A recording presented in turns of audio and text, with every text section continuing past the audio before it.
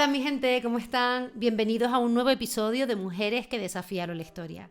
Hoy, como siempre, les traigo una mujer increíble de la que tenemos que hablar. Ella se llama Rosa Parks. Seguramente has oído hablar de ella antes. Yo ya había oído hablar de ella, pero sí es verdad que no conocía bien la historia.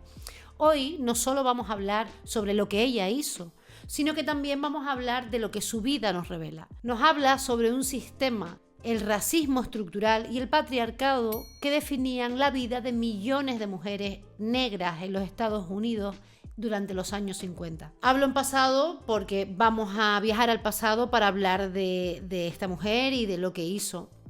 Pero, obviamente, el racismo es un tema que todavía está latente en la sociedad, lo que obviamente hemos avanzado bastante, pero todavía hay mucho trabajo por hacer, como siempre digo. Hoy vamos a hablar de ella, de Rosa Parks. Hay una imagen muy característica que se relaciona con su imagen y es esta mujer que se negó a levantarse de su asiento en el autobús. Pero detrás de ese momento hay una vida, hay una decisión política y una red de comunidad que convirtió un gesto cotidiano en el inicio de una ola de resistencia. Así que no te voy a vender la historia fácil, la historia de que ella era una costurera, que estaba cansada y venía de trabajar y por eso no quiso levantarse. No, ella fue una mujer formada, con redes, con convicción y con muchísimo coraje.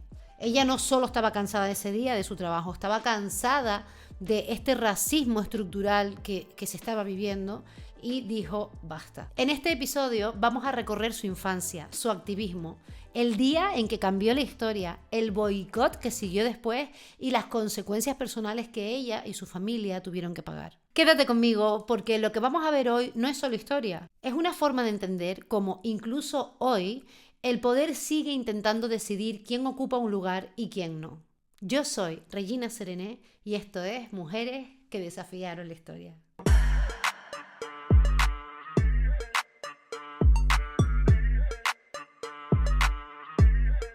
Bien, para entender a Rosa hay que situarse en los Estados Unidos de mediados del siglo XX, en el corazón del sur profundo, Alabama, años 40 y años 50. Un lugar donde la piel no era solo piel, era jerarquía, era destino y era peligro. En este tiempo, la segregación racial no era solo un hábito social, sino que también era una ley. Se llamaban las leyes Jim Crow. Habían nacido después de la abolición de la esclavitud a finales del siglo XIX. Porque cuando los afroamericanos fueron liberados legalmente, la población blanca del sur no aceptó esa igualdad, veían amenazada la jerarquía. El sistema necesitaba reinventar esta jerarquía para seguir garantizando los privilegios de unos sobre otros, de los blancos sobre los negros. Y en el sur, esa resistencia fue especialmente fuerte. Quizá porque la economía del sur de Estados Unidos había dependido durante siglos del trabajo de los esclavos negros en las plantaciones de algodón y tabaco. Así que la abolición de la esclavitud, más que un acto moral, fue una amenaza económica. Porque claro, los antiguos amos perdían su fuerza de trabajo gratuita y con ello perdían también su poder. Así que para mantener el mismo orden social se crearon nuevas formas de esclavitud disfrazadas de legalidad. Así es como nacieron las leyes Jim Crow, principalmente en los estados del sur, y estuvieron vigentes desde finales del siglo XIX hasta bien entrados los años 60. Eran normas que imponían la separación entre blancos y negros en casi todos los aspectos de la vida. Escuelas, hospitales, cines, fuentes de agua, baños, restaurantes, iglesias y, por supuesto, los autobuses. El nombre Jim Crow venía de un personaje racista del teatro estadounidense del siglo XIX. Un hombre blanco con la cara pintada de negro que caricaturizaba cruelmente que se reía cruelmente de los afroamericanos, presentándolos como torpes, ignorantes y serviles. Esa figura se convirtió en símbolo de burla y su nombre terminó dando identidad a un sistema de humillación institucional. El mensaje era claro: las personas negras debían saber su lugar. Se trataba de un sistema diseñado para mantener el poder blanco disfrazado de orden social. Era similar al apartheid sudafricano, pero diferente en su forma. Mientras el apartheid fue una política de Estado formal y centralizada, las leyes Jim Crow eran locales, sostenidas por costumbres, violencia y la indiferencia general de la ley. En los autobuses de Montgomery, los primeros asientos eran para los blancos, los de atrás para los negros. Si el bus se llenaba y subía un pasajero blanco, las personas negras debían levantarse. No importaba si estaban cansadas, si venían de trabajar 10 horas, si eran ancianos o embarazadas, daba igual. No ceder el asiento si eras negro era un delito. Así que con esto se imaginarán que el autobús era como un microcosmo social, un espacio público donde el poder blanco se escenificaba cada día en los cuerpos. Quién se sienta, quién se levanta, quién mira al suelo, quién puede hablar. En estos pequeños gestos cotidianos se producía todo un sistema de dominación. Y no olvidemos el componente de género, porque las mujeres negras vivían una triple opresión por ser mujeres, por ser negras y por pertenecer a la clase trabajadora precarizada. No eran solo víctimas del racismo institucional, sino también del machismo dentro y fuera de su comunidad. Rosa Parks nacería en medio de todo esto, en un mundo donde la obediencia no era una opción personal, sino una imposición racial y de género. Pero tenemos que tener en cuenta que la comunidad negra también era una comunidad que había aprendido a resistir en silencio, en iglesias, en casas, en redes de apoyo. Y eso también es una parte muy importante del contexto de Rosa Parks.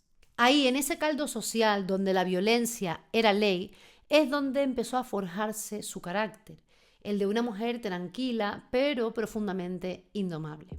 Rosa Louise Macaulay nació el 4 de febrero de 1913 en Tuskegee, Alabama.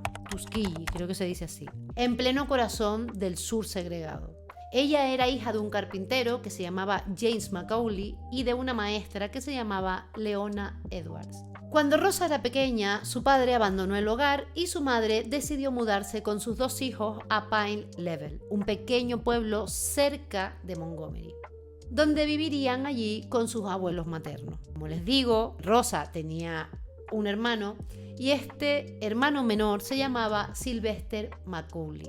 Fue un compañero inseparable de Rosa durante la infancia y juntos crecieron en una casa humilde, rodeados de campos de algodón y de un aire cargado de tensiones raciales. Rosa era protectora y reflexiva, Sylvester era algo más impulsivo, pero tenía el mismo sentido de justicia que tenía Rosa, que habían heredado de su familia. Desde niños entendieron que si querían sobrevivir, debían cuidarse mutuamente. La infancia de Rosa estuvo marcada por el contraste entre el amor familiar y el odio exterior. En su casa aprendió valores de dignidad, fe, de trabajo, y fuera de su casa aprendió el miedo. Porque desde niña fue consciente de que el mundo estaba dividido en 2 colores y que uno de ellos, el suyo, estaba condenado a agachar la cabeza. Su abuelo, Sylvester Edwards, había sido hijo de personas esclavizadas y fue un hombre orgulloso y rebelde, conocido por mantener un fusil junto a la puerta por si el Ku Klux Klan pasaba por ahí otra vez. Esa imagen, la de un abuelo anciano vigilando las noches desde la ventana, se le quedó a Rosa grabada para siempre. Que ella decía que de pequeña se sentaba junto a él con la esperanza de poder defender su casa. Porque la violencia racial no era una amenaza abstracta, era parte del paisaje. Los linchamientos eran frecuentes, las humillaciones eran diarias. Y Rosa era solo una niña. Y aunque era solo una niña, ella comprendía perfectamente el mensaje. La vida, su vida, valía menos que la de un niño blanco. Y a pesar de todo, su madre se esforzó en darle una educación. Porque, como les decía, su madre, Leona, era maestra y creía en el poder transformador del conocimiento. Pero incluso la escuela le recordaba las fronteras impuestas, porque los niños blancos tenían autobuses para ir a clase y los niños negros no. Las escuelas de blancos tenían calefacción y materiales nuevos, y las escuelas de los negros tenían libros usados y pupitres rotos.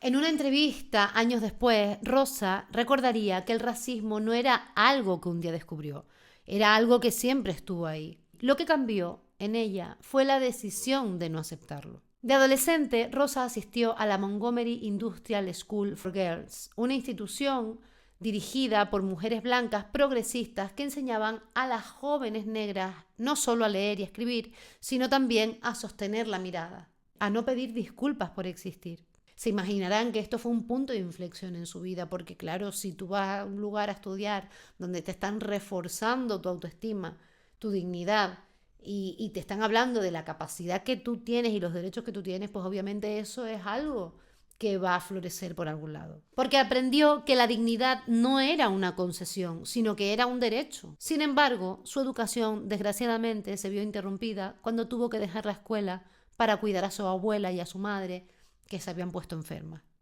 A los 16 años, Rosa ya estaba trabajando como costurera, que era una labor muy frecuente entre las mujeres negras de la época.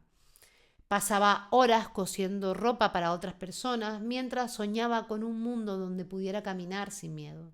En 1932, con apenas 19 años, se casó con Raymond Parks. Este hombre era un barbero y era activista del movimiento por los derechos civiles.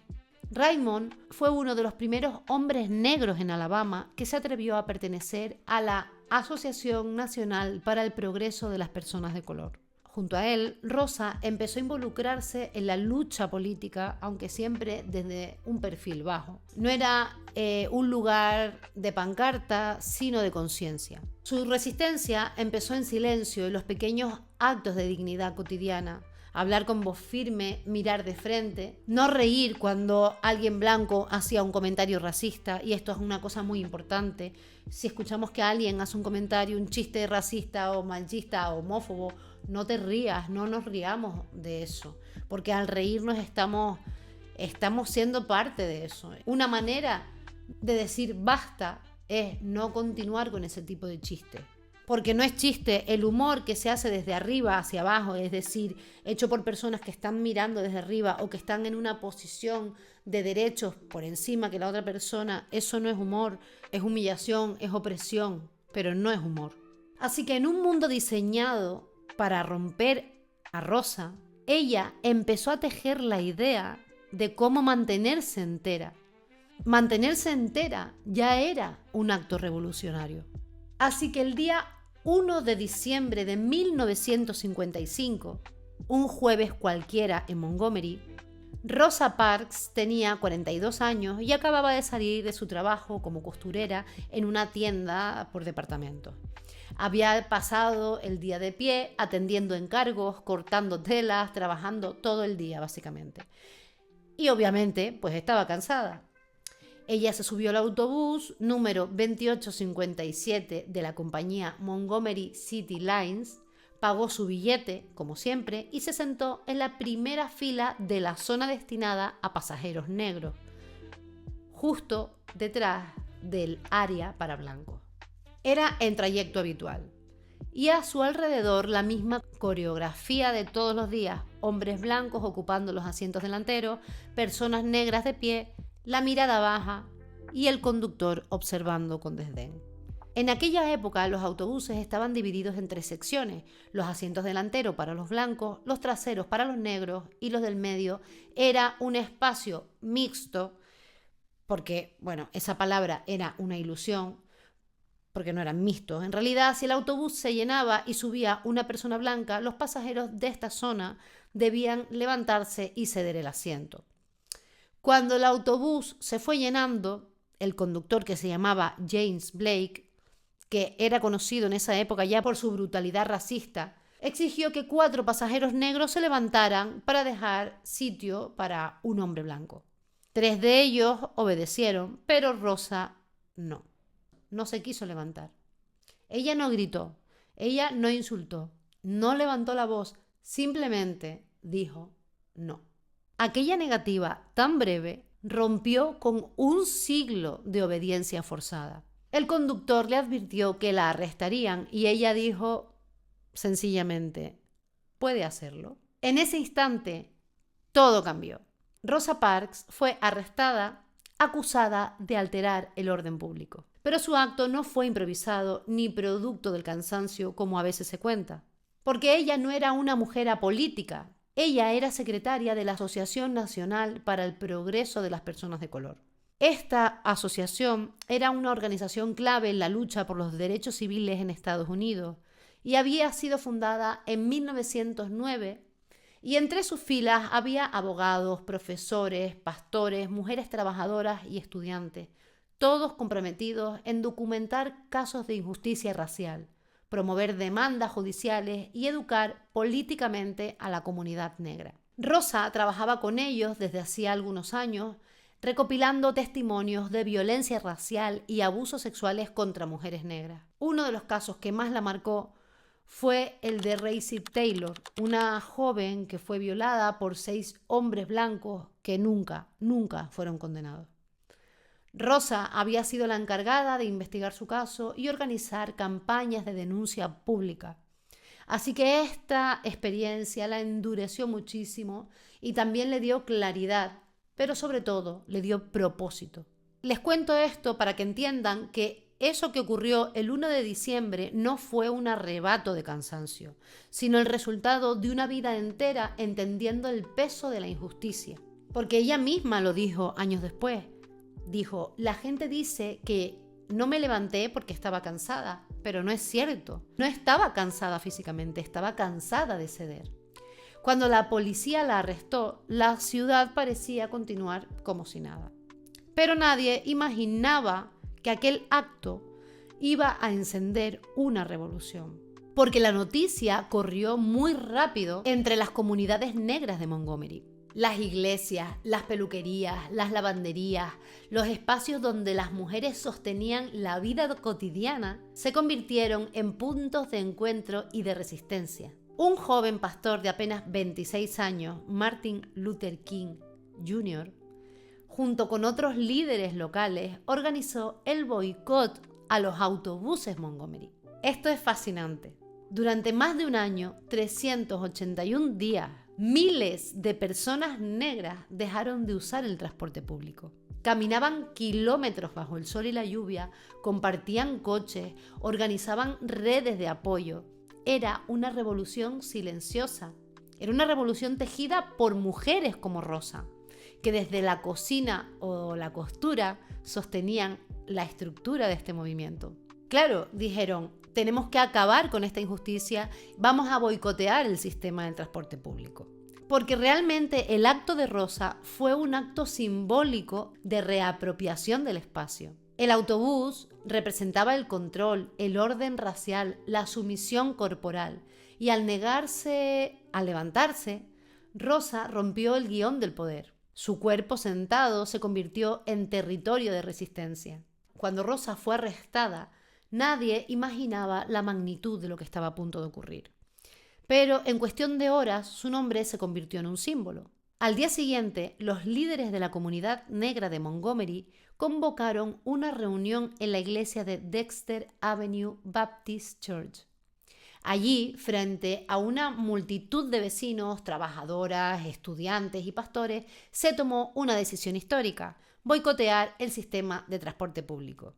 Y el mensaje era claro: si nos humillan en los autobuses, pues no los usaremos más. Así es como nació el boicot a los autobuses de Montgomery, una de las acciones colectivas más poderosas de la historia moderna. Empezó el 5 de diciembre de 1955, el mismo día en que Rosa Parks fue juzgada. Miles de personas negras se negaron a subir a los autobuses durante 381 días. Más de un año caminando al trabajo, a la escuela, a la iglesia, a veces más de 15 kilómetros al día bajo el sol o la lluvia. Fue un movimiento profundamente comunitario y femenino, como les decía antes, aunque hombres como por ejemplo Martin Luther King Jr.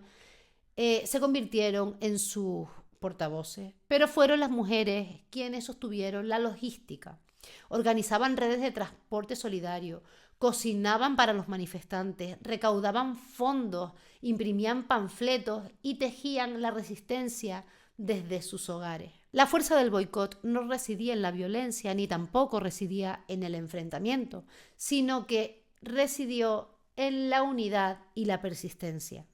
Económicamente, el golpe fue devastador para la ciudad, porque la mayoría de personas que usaban el transporte público eran negras, y su ausencia paralizó el sistema de transporte. Las autoridades intentaron quebrar el movimiento con amenazas, con arrestos, multas e incluso atentados contra las casas de los líderes, pero no lograron romper la determinación colectiva. Un año después, en diciembre de 1956, el Tribunal Supremo de Estados Unidos declaró inconstitucional la segregación racial en los autobuses y Montgomery se vio obligada a retirar los letreros que separaban a los blancos de los negros. Sin embargo, a pesar de esta victoria, no fue un final feliz, porque Rosa, debido a todo esto, tuvo que pagar las consecuencias y perdió su trabajo. Su marido también perdió el trabajo. Sufrían amenazas constantes y se vieron obligados a mudarse a Detroit. Rosa vivía con dificultades económicas, pero ella nunca se apartó de la lucha. Siguió trabajando en causas sociales, apoyando a jóvenes activistas y defendiendo el derecho a voto. Porque lo que ocurrió en Montgomery no fue solo un cambio de ley, sino fue un cambio de conciencia. Ese autobús dejó de ser solo un transporte para convertirse en un símbolo. La comunidad negra había logrado por primera vez en la historia reciente transformar su dolor en acción colectiva y lo hizo desde lo más simple, caminando. Rosa Parks no solo desafió una ley, desafió una estructura entera. Y en ese gesto aparentemente pequeño nació uno de los movimientos civiles más importantes del siglo XX. Después de la victoria en Montgomery, Rosa Parks podría haber disfrutado del reconocimiento y la tranquilidad, pero lo que vino fue casi lo contrario. El sistema que había desafiado no estaba dispuesto a perdonarla y, como les contaba anteriormente, Rosa y su familia tuvo que pagar las consecuencias de este acto. Apenas unos días después del boicot, comenzaron las llamadas anónimas a su casa, voces que la insultaban, que la amenazaban de muerte, que le decían que las negras debían saber su lugar. Su dirección apareció publicada en periódicos locales, imagínense. Las ventanas de su casa eran apedreadas por las noches y los vecinos que antes la saludaban ahora evitaban mirarla. Muchos blancos de Montgomery la consideraban una traidora y algunos negros, asustados por las represalias, se alejaron también de ella. Para que se hagan una idea, su marido, Raymond Parks, que como les decía fue despedido de la barbería donde trabajaba, fue despedido por negarse a decir que su mujer debía disculparse. Así que imagínense, despedido él y ella también fue despedida en una ciudad pequeña como Montgomery, que todos se conocían y nadie se atrevía a contratarlo. Ellos vivían con miedo, sin ingresos y con la sensación de estar siendo constantemente vigilados. En medio de este aislamiento, su madre, Leona Edwards, fue su gran apoyo. Rosa la cuidaba y entre ambas intentaban sostenerse emocionalmente, pero la situación se volvió insostenible. El hostigamiento no cesaba y la familia empezó a enfermar del estrés. Así que en 1957 decidieron mudarse. Dejaron Alabama, su casa, su historia, su gente y se mudaron a Detroit, a Michigan, buscando algo parecido a la paz. Sin embargo, Detroit no era el refugio que esperaban, porque aunque la segregación no estaba escrita en la ley, la discriminación seguía viva. Había barrios donde los afroamericanos no podían vivir, escuelas separadas y pocas oportunidades laborales. Rosa trabajó un tiempo como costurera y cuidando niños, pero hubo meses en los que apenas podían pagar el alquiler. Aún así, ella nunca se rindió, seguía asistiendo a reuniones de activistas, escribiendo cartas, participando en campañas de registro de votantes. Ella seguía fiel a su creencia, a su ideología, a la decisión que había tomado de no agachar la cabeza a pesar de las circunstancias. Y hay algo aquí muy importante que tenemos que comentar. El intento de los medios de blanquear la imagen de Rosa, es decir, Muchos años después se supo que los medios intentaron convertir a Rosa Parks en una figura dócil, una mujer que simplemente estaba cansada y que por eso no se quiso levantar del asiento. Pero no fue así, esto no fue así.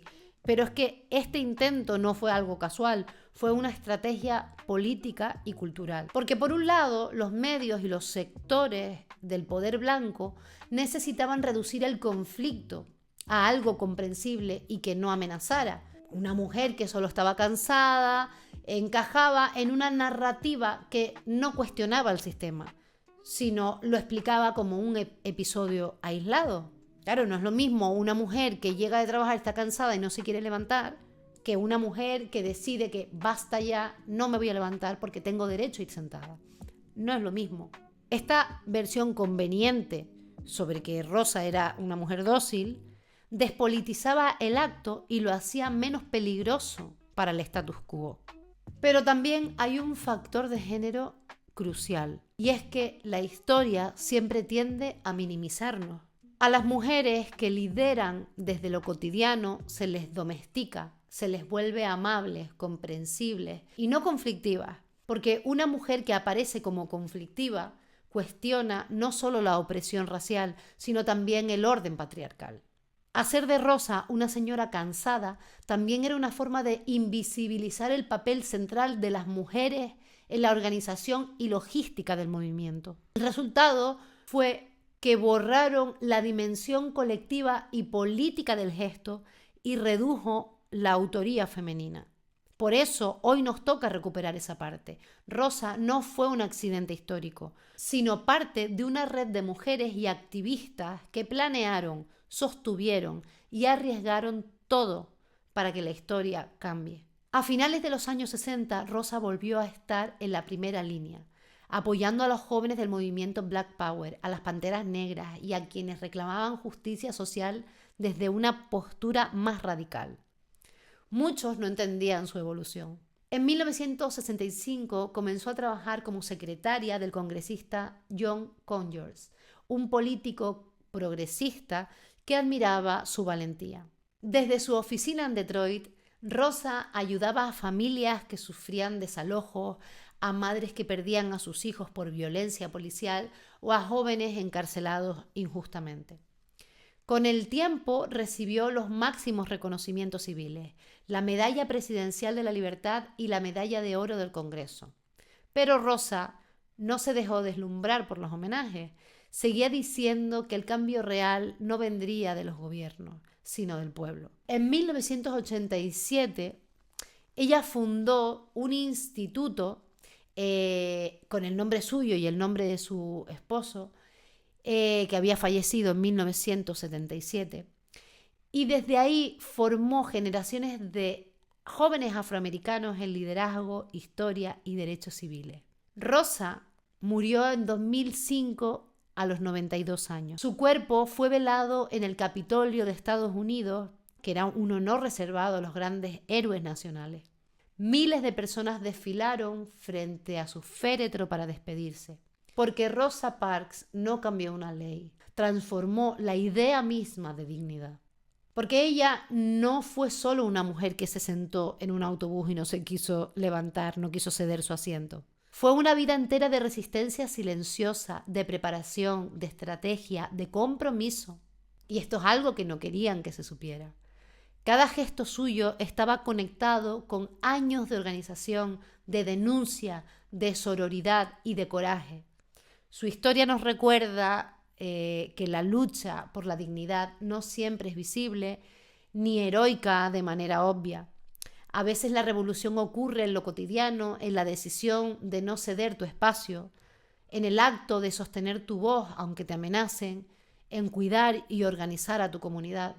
También esta historia nos recuerda, y es muy importante, cómo los relatos oficiales pueden borrar el protagonismo de las mujeres, reducir la complejidad de su acción y transformarla en algo digerible para quienes detentan el poder. Recuperar la historia de Rosa es un acto de inspiración, es un acto de justicia histórica. Y nos enseña que la valentía muchas veces se construye en silencio, lejos de los flashes y de los aplausos. Hoy, cuando pensamos en movimientos sociales, en resistencia civil o en igualdad de derechos, el ejemplo de Rosa nos invita a reflexionar. Que cada gesto cuenta, por pequeño que parezca. Que la solidaridad y la organización comunitaria son tan importantes como la visibilidad pública. Que el coraje no siempre se mide en hazañas espectaculares, sino en la persistencia diaria frente a la injusticia, como no quedarte callado cuando ves algo que es injusto, o en no reírte de los chistes racistas, por ejemplo. En definitiva, Rosa nos recuerda que sentarse puede ser tan poderoso como luchar, y que mantener tu dignidad frente a un sistema que quiere borrarte puede cambiar el mundo entero. Porque puede haber otras personas en tu misma situación, y tu acto, por pequeño que sea, puede desencadenar consecuencias que pueden cambiar sus vidas para siempre. Me encanta la historia de Rosa, me ha dejado un sabor agridulce, la piel de gallina. Me ha encantado la historia de Rosa, siempre digo lo mismo, pero es que todas las historias me gustan, por eso las traigo. Cada mujer, como siempre digo, me deja algo, para mí me deja algo conmigo, se queda algo de ellas conmigo. Espero que para ustedes también sea así. Espero que les haya llegado la historia de Rosa, que les haya gustado, que sigan el canal para conocer más historias como esta. Dale like si te ha gustado. Yo me voy, como les digo, como con un sabor agridulce, porque me parece una historia muy bonita, pero muy dura. Bonita porque por lo que logró, y dura porque fue una vida de lucha y sacrificio. Me da mucho coraje cómo se nos quiere invisibilizar, y no me da la gana que se piensen que Rosa era una mujer que estaba cansada del trabajo y no se quiso levantar porque estaba cansada. No, era una mujer que estaba harta y dijo basta, y desencadenó todo un movimiento que ayudó a la liberación y a la lucha por los derechos humanos de las personas de la comunidad negra. Que este podcast sirva para pasar la información. Pásale esto a la persona que creas que le puede interesar. Nos vemos en el próximo episodio y muchísimas gracias por estar aquí.